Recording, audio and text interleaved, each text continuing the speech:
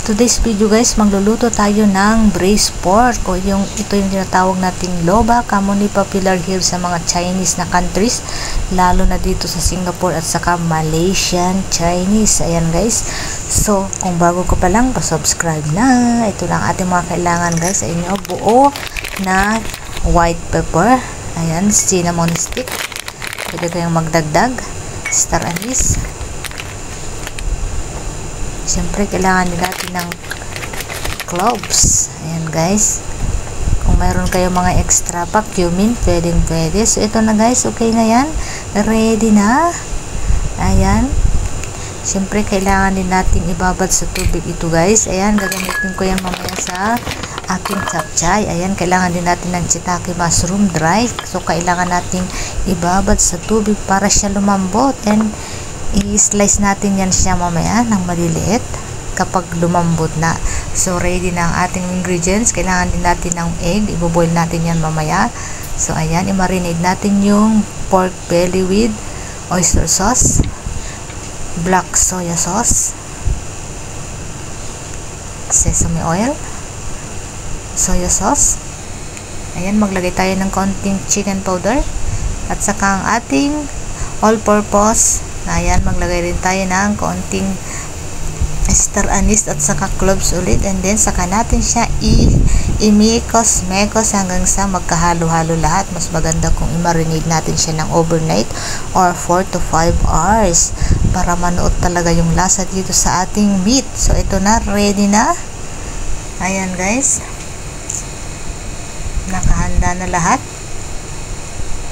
Ayan, kailangan din natin ng garlic. Ayan guys, pinakulo ko na ang aking egg. Ayan, naka-ready na rin ating ang fried bean curd.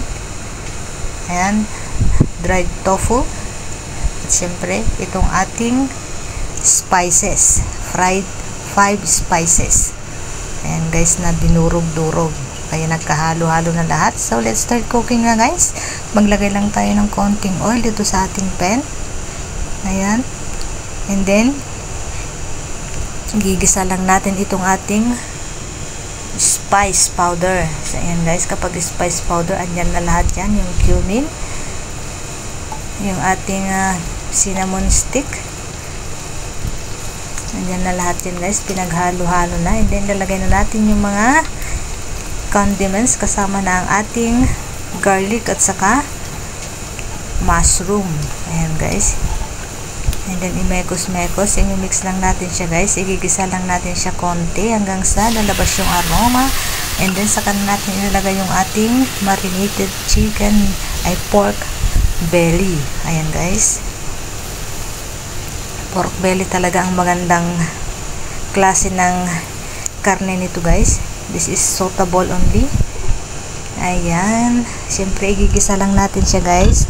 Mamaya na tayo maglagay ng tubig kapag lumabas na yung oil ng ating karne. Ayan guys, igigisa lang natin siya konti.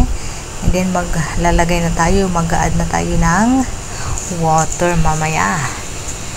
So okay na guys.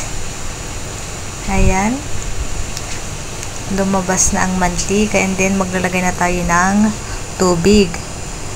Ayan guys, yan yung ginamit natin kaninang pinang-marinade. Ayan, saka nilagyan na lang natin ng tubig kaya nagkulay black siya. And then, lalagay na rin natin ang ating egg, hard-boiled egg. Ayan, ilalagay natin siya sa ilalim para mas masarap. Magiging pantay yung kulay ng ating loba.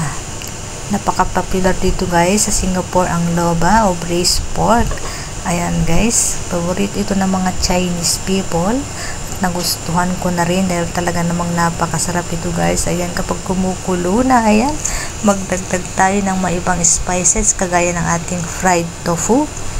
Ayan, at saka ang ating fried bean curd.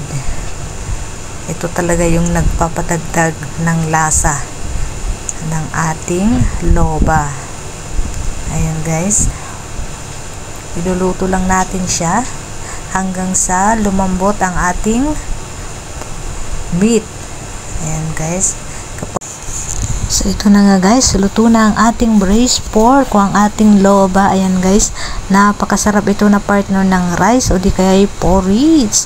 Kung nagustuhan nyo ang video na to, pa-subscribe and hit na rin yung notification bell para updated kayo sa mga videos pa na aking gagawin. So thank you guys for watching. Have a good day.